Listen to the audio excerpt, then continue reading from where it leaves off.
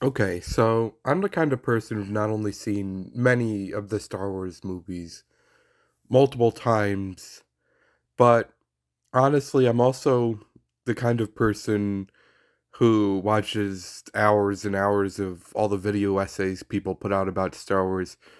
And I had a bit of a thought recently, and that's this idea about the new Disney trilogy in particular. And I'd like to start by just pointing out that I remember I was there. Um, I was more so cognizant of the social response to the new Disney trilogy before it came out than I ever could have been to the prequels or the originals, given the fact that I came out in '99.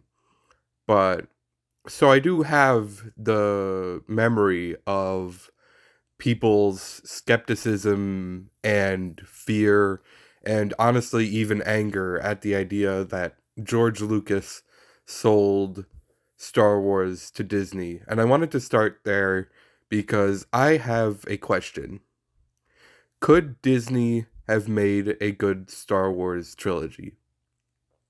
And intuitively, um, the response by even people like me at first would have been like, obviously, you know, there's too much humor. The movies don't make sense. They either pander or they misunderstand the characters. You know, blah blah blah. We could go on with that. And my point is not to say that people hate the Disney Star Wars trilogy simply because Disney made it. And this might be very personal because honestly, with me and the way I've experienced movies, I've been hesitant to try and distill that experience to some science or some formula for success. Because movies to me are a very spiritual experience. And honestly, I feel that with Star Wars more than any other franchise.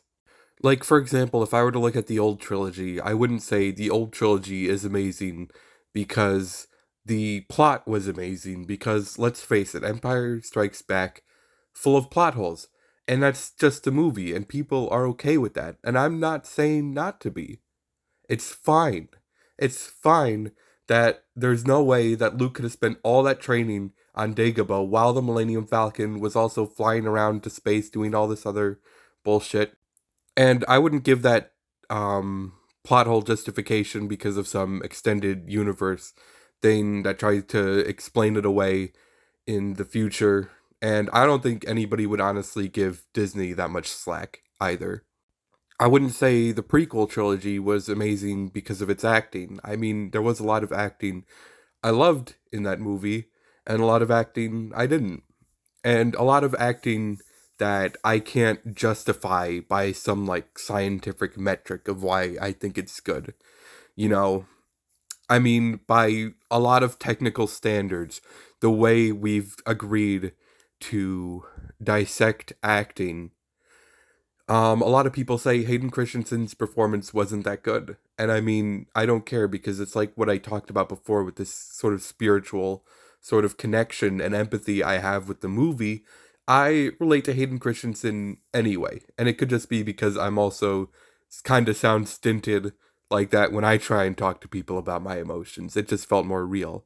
But even that's not really my point. Even if I thought his acting was terrible on any level, it wouldn't really change what I felt about the movie. And the other thing I would question, which is really what I wanted to do here, was just throw out questions about Star Wars and sort of figure out the answers later, is just this fact that, you know, where we think so heavily, where video essayists tend to justify so hard that the movies we like had good plotting or direction or acting or any sort of technical skill is not the kind of thing we noticed or talked about when we were kids falling in love with these movies to begin with, and not the things I remember when I think back on Star Wars fondly with nostalgia. I don't think to myself like, oh, Empire Strikes Back, there was so much brilliant acting, or you know, New Hope was brilliant because of the way they saved it in the editing